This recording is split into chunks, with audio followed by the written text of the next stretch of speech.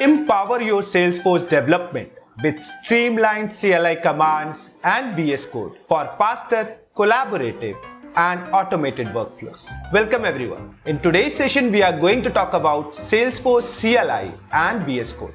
So without wasting any time further, let's proceed with the video.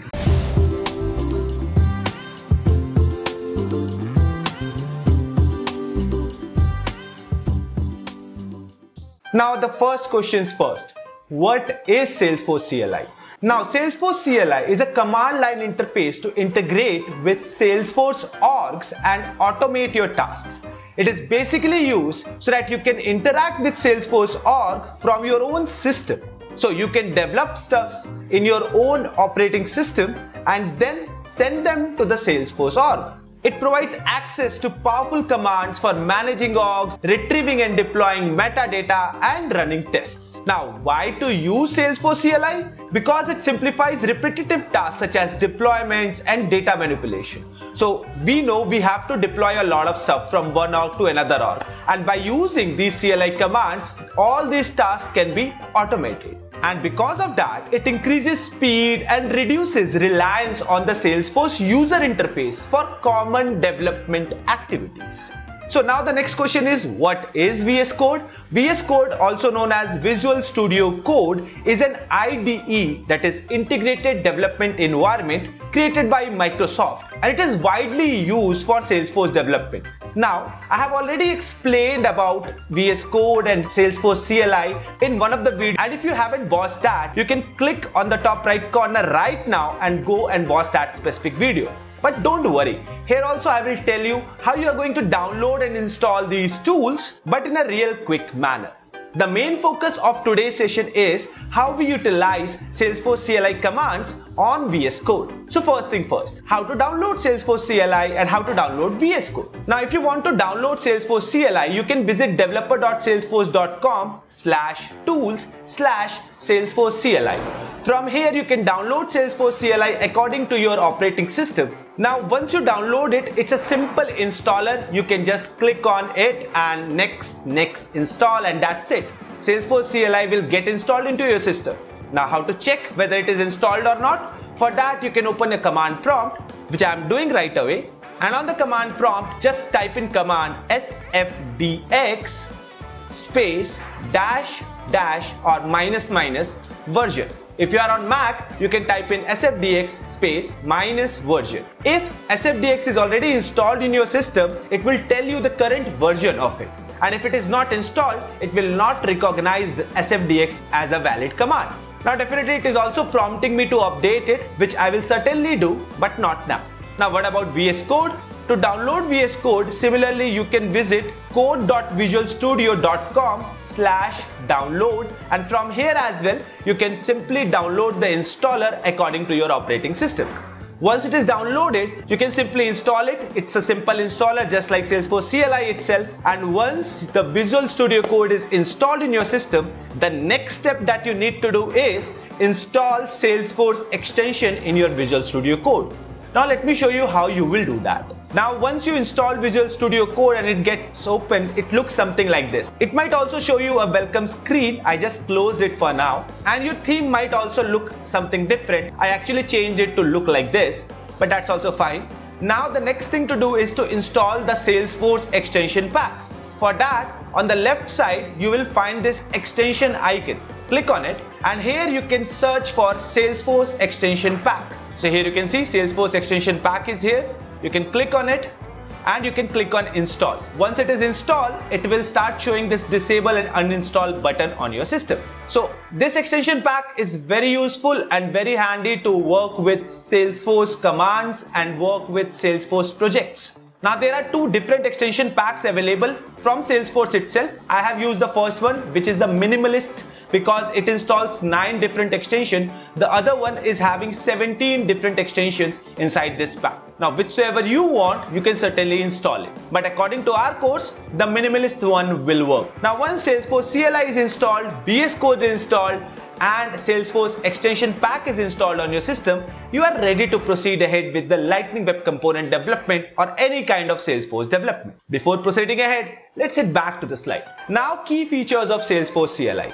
Now, Salesforce CLI gives you command efficiency. So you can use commands like sfdx force org create to create scratch orgs, projects, or even components. You can use sfdx force source push to deploy components to your org. So by using these commands, your deployment process or creation process becomes really quick and handy. Org and metadata management. So it becomes easy to manage org credentials, create temporary scratch orgs, and deploy or retrieve metadata in bulk. You can do automation. By integrating CLI commands into script, we can automate development, testing, and deployment workflows. Basically, DevOps teams use these commands in their scripts to automate deployment. Apex commands.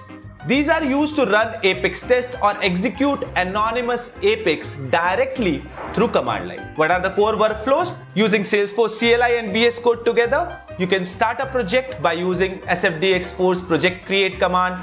You can do scratch org management by using commands like sfdx force org create or sfdx force org open. You can push or pull source to your org from VS Code by using command sfdx force source push or force source pull. Now I know you might be wondering, do I have to remember all these commands? Definitely not. If you are working with VS Code, you can directly use some GUI clicks and that would be all. But yes, if you are writing down script to do some sort of automation, then you might need to write down these commands. But still, you don't need to remember them because Salesforce provides a documentation where all these commands and their examples are written. Now it's a demo where we are using Salesforce CLI and VS Code to basically create a new project. I will also demonstrate you how you can edit an Apex class or even Lightning Web Component in VS Code. And finally, we will also see how we can use Salesforce CLI commands to push changes to a scratch org. So let's hit to the VS Code now. So here we are in our VS Code, and the first thing that I would like to do here is to create a new project. Now as I told you, I can certainly write down the command. I can open the terminal. For that I can click on this terminal, new terminal, and I can type in the command over here.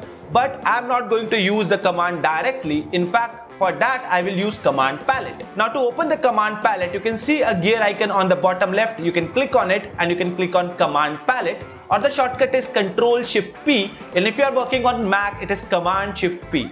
So I'm using Control Shift P, and here I can type in my sfdx commands. All the sfdx commands starts with sfdx itself. So just type in sfdx and all the available commands will be available over here. Now the first thing is create project. So definitely there are two commands that is available for me, create project with manifest and create project. Now what's the difference between creating project with manifest and simply creating project? We will see that difference later on. Right now I'm creating project with manifest. It will ask me whether I want to create a standard, empty or analytics project. So I will choose standard. I will provide a project name over here. So I'm just naming it as my first pro.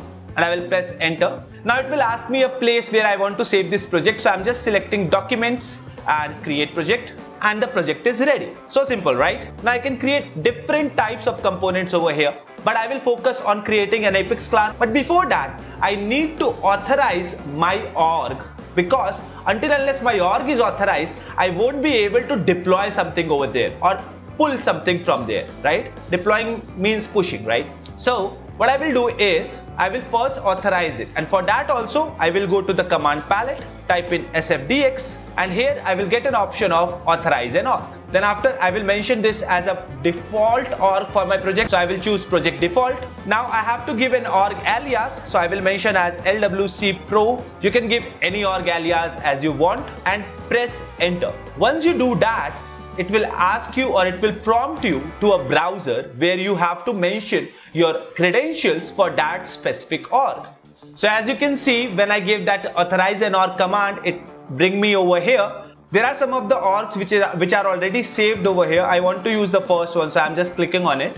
It will ask me to enter the password, which is definitely I will not tell you, and I will click on login. If I'm authorizing my org for a project for the first time, it will definitely ask that Salesforce CLI is asking for few of the permissions. I will allow for that.